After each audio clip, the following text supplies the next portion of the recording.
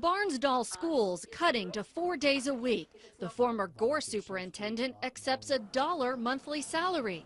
Budget cuts are forcing schools everywhere to get creative, and now the private sector is joining the fight. I will appeal to unconventional sources. $1.8 million from 2 anonymous donors to save the jobs of Tulsa public school teachers.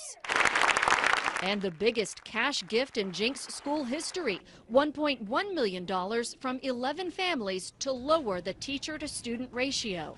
Parents Danny and Stephanie Christner spearheaded the effort. Rather than run away from it and go to private schools or do something like that, we felt like that we could possibly come up with a solution. Their goal, raise $3 million to fund teacher salaries for 3 years, a short-term solution that sends a message to lawmakers. The state is not taking care of the problem, so I think that private people need to get involved. It needs to be addressed, and we continue to get the message that it's not being addressed. Similar sentiments prompted former union teacher Glenda Pewitt to run for a seat in the state house. Raising money, that's a great thing.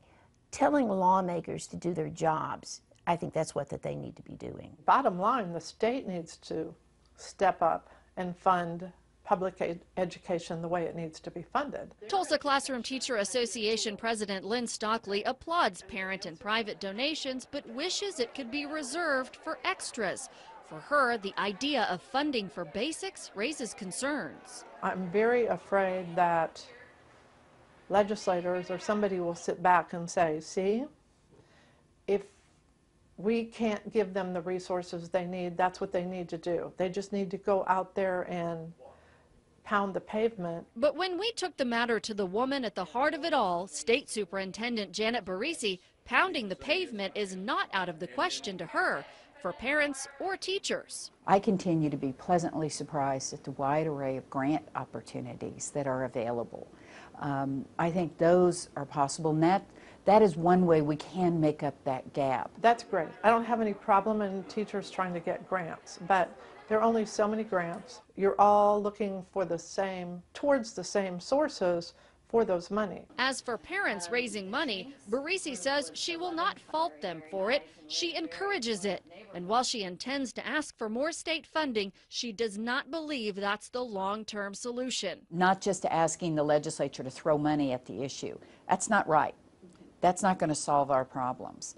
And that's why I'm pushing and I'm working with legislative leaders on really a very important conversation, a very targeted conversation about school funding. Barisi says it's more about changing the funding framework, maximizing dollars already given.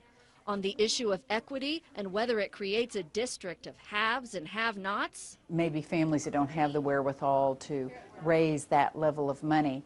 We've got to then take a look at other partnership opportunities for those districts. Those other partnerships, whether it's grants, bake sales, or parent donations, may just be the start of a new normal for school districts fighting for money. Oklahoma law requires each school district to receive the same amount of state funding. It's based on enrollment numbers, and schools can legally use fundraising dollars for operating costs. The only restrictions would be what the donors place on it. In the case of the Jenks parents, they set up the money through the Jenks Public Schools Foundation to make sure it stays for teacher salaries. Erin Christie, 2 News works for you.